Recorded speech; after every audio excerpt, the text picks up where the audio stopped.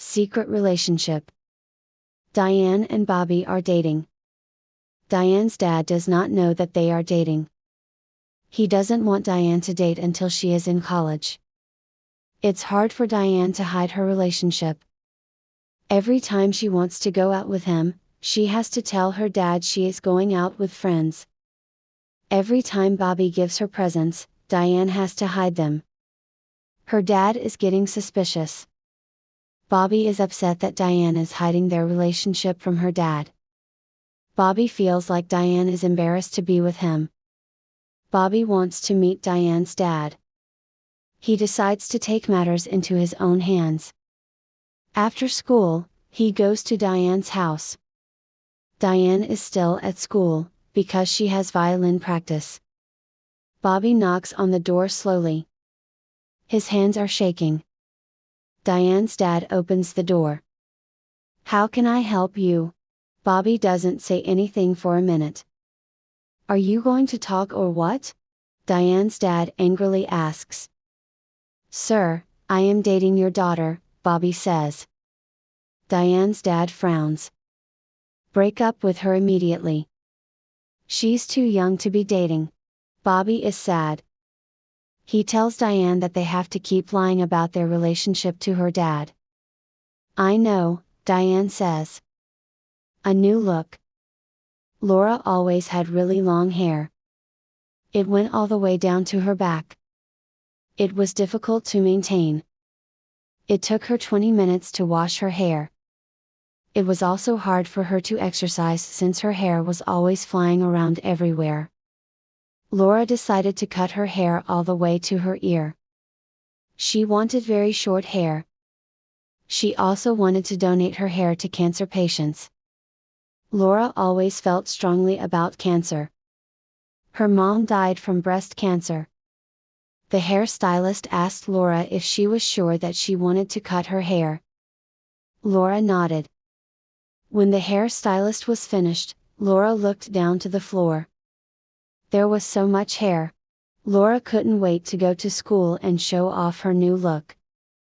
When Laura met up with her friends, they looked shocked. "What do you think?" she asked. Her friends were silent. "It looks good," one of them said. He was lying. During lunchtime, Laura overheard one of the mean girls say that no guy would ever want to date her because of her manly haircut.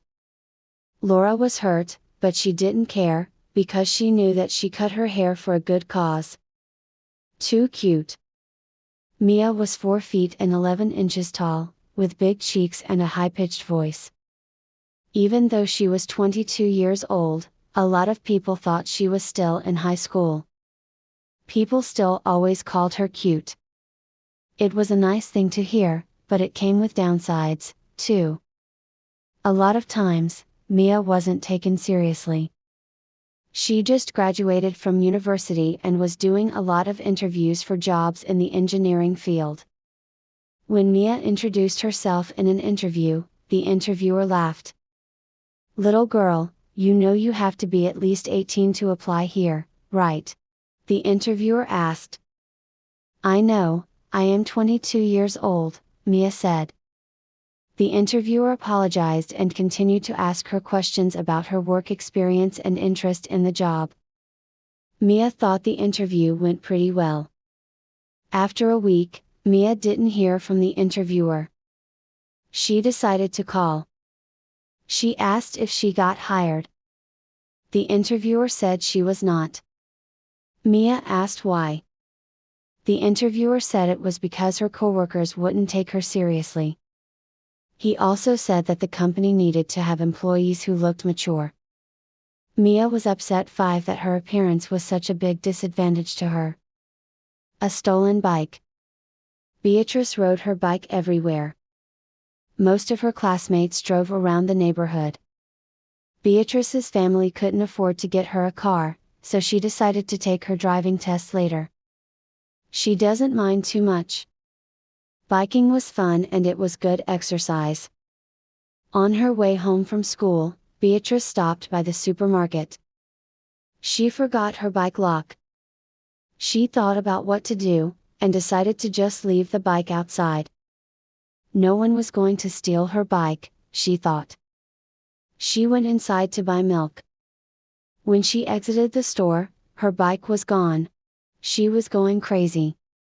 She looked all around the market just to see if the thief was still nearby. Hours went by, and she still couldn't find it. Beatrice walked back home with a gallon of milk in her hand.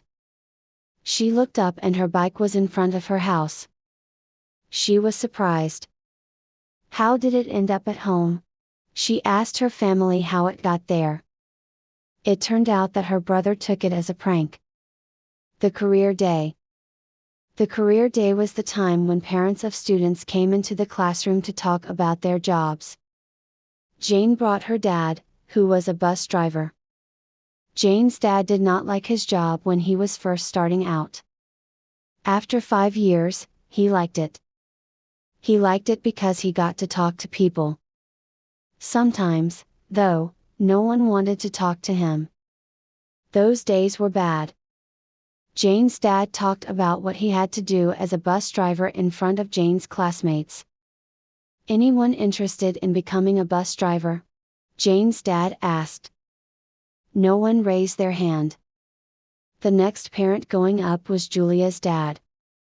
Julia's dad was a firefighter. He dressed up in his firefighter uniform.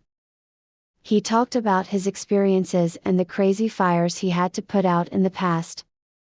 The students loved Julia's dad. They asked him a ton of questions, and someone even hugged him. Jane's dad felt bad. He left the classroom before the day ended. Jane's teacher ran out of the room to talk to him. "Mr. Lowell, I just wanted to tell you that I have so much respect for what you do." Jane's dad smiled.